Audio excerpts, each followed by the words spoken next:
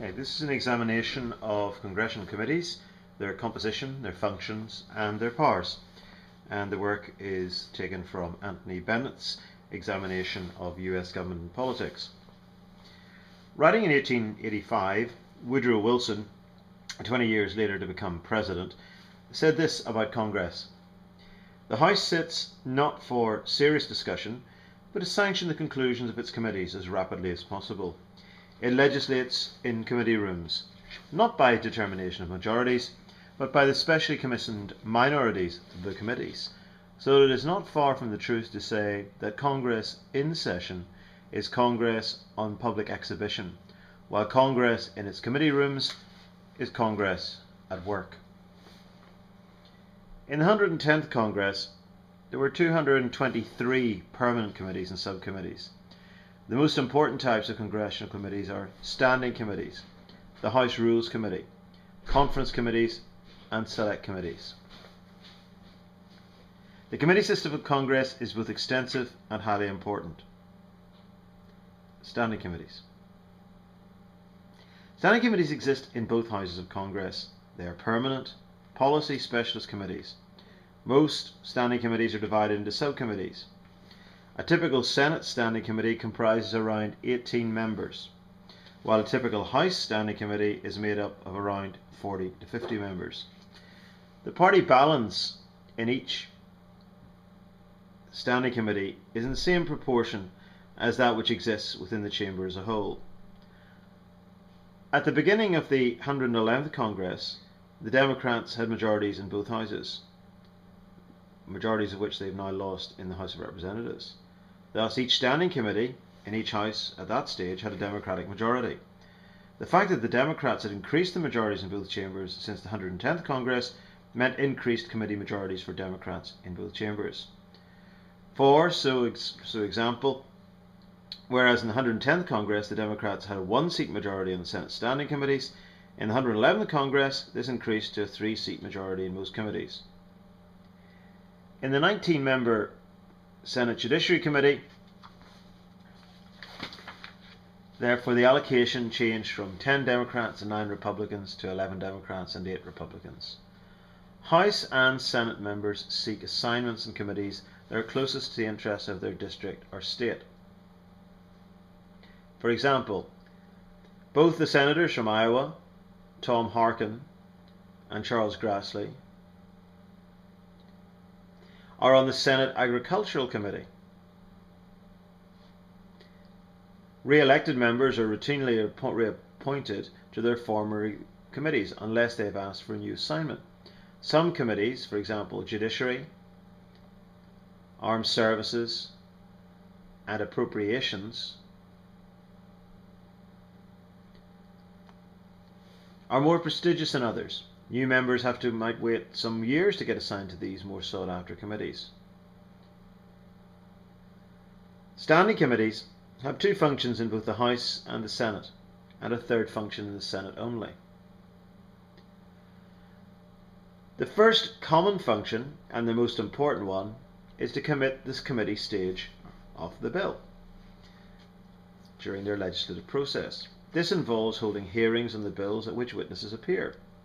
These witnesses might be other members of Congress, members from the relevant executive departments or agencies, or even from the White House, representatives from interest groups or professional bodies likely to be affected, ordinary members of the public. Witnesses make prepared statements in front of the committee and are then subjected to questioning from committee members. The length of such hearings is determined largely by the length of the bill itself and the level of controversy that it engenders. Short, non-controversial bills attract short hearings, lasting no more than a few hours, but long, controversial bills are given hearings that might, on and off, for weeks or even months. The committee hearings on President Clinton's healthcare reform bill began in the summer of 1993 and were still unfinished a year later. At the conclusion of these hearings, a vote is taken by the committee on whether or not to pass the bill onto its second reading, the next stage in the legislative process. The second common function of standing committees in both houses is to conduct investigations. Such investigations are often launched in perceived problems. They attempt to answer such questions as why did this happen? Is current legislation proving effective? And is new legislation required? Investigations might be held into crises or perceived policy failures. The format is much the same as for legislative hearings, with witnesses being summoned and questions asked. We should consider this function in more detail when we study Congress's oversight function of the executive branch. In the Senate, standing committees have a third function to begin the confirmation process of numerous presidential appointments. The two committees that are particularly busy in this regard are the Senate's Judiciary and Foreign Relations committees.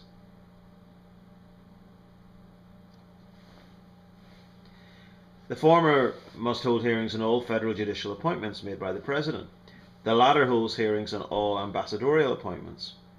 Other Senate standing committees oversee appointments made within their particular policy areas. Hearings are held at which supporters and possibly critics of the nominee are heard from before a vote is taken. The vote is not decisive, only recommendatory, but it is a very important clue to the likely outcome of the nomination. Because these committees are regarded as the policy specialists in their particular areas, their recommendations are rarely overturned. An overwhelming, possibly unanimous yes vote by the committee indicates that the nominee will receive easy passage on the floor of the Senate, but a close vote will indicate problems ahead. Should the majority of committee vote no, the nomination is certain to be defeated, if it even gets to the Senate floor. In January 2009, the Senate Foreign Relations Committee voted by 16 votes to 1 to recommend the confirmation of Hillary Clinton as Secretary of State. The floor vote which followed a few days later to confirm her in the post was 94 to 2. The standing committees of Congress have considerable power to help the parent chambers manage their huge workloads. But there are limits to their power. As Congressional scholar Bernett A. Loomis points out, committees are powerful, but not all powerful. They cannot legislate. They cannot require the executive to comply with their wishes. They cannot implement policies once they have been approved. House Rules Committee. The House Rules Committee is one of the standing committees of the House of Representatives, but it performs a different function from the others. It is responsible for prioritising bills coming from the committee stage onto the floor of the House for their second readings. Because there is a huge queue of bills waiting for a second reading on the House floor, the Rules Committee has a vital legislative role to play. Its name comes from the rule it gives to a bill, setting out the rules of debate by stating, for example, whether any amendments can be made to the bill at this stage. Most bills must go through the House Rules Committee if they are to reach final passage. The Rules Committee is unusual in that its membership is much smaller than that of other standing committees. In 2009, the House Rules Committee had just 13 members, 9 Democrats and only 4 Republicans, chaired by Louise Slaughter of New York. Her job is now done by Representative David Dreyer, who's taken over as the Rules Committee chairman following the midterm election success of the Republican Party. Chair of the House Rules Committee is considered one of the most influential posts in the Congress. Conference committees.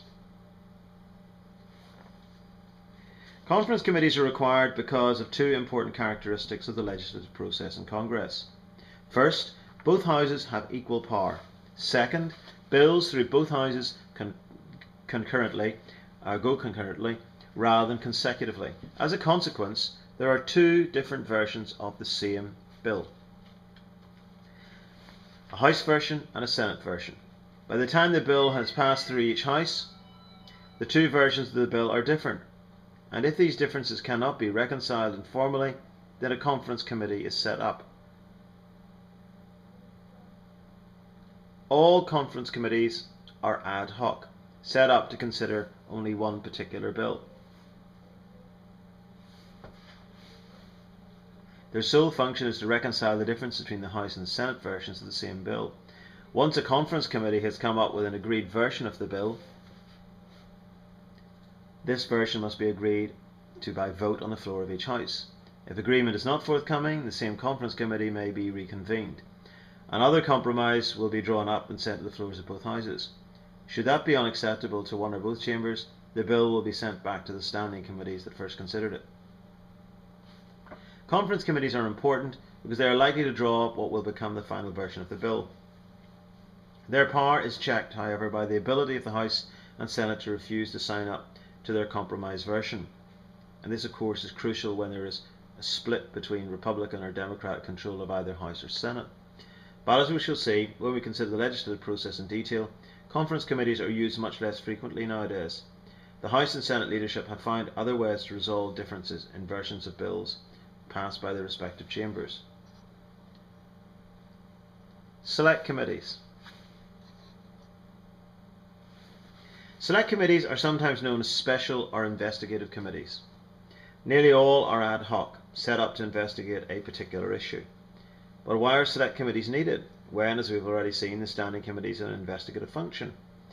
A select committee is set up when the investigation either does not fall within the policy area of one standing committee, or is likely to be so time consuming that a policy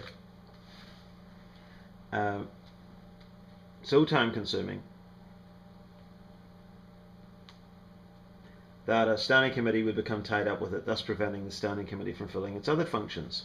In recent decades, there have been a number of high-profile select committees, such as the Senate Select Committee on the CIA, the Central Intelligence Agency, the House Select Committee on Political Assassinations, and joint select committees on both the Iran-Contra affair and the events of September 11.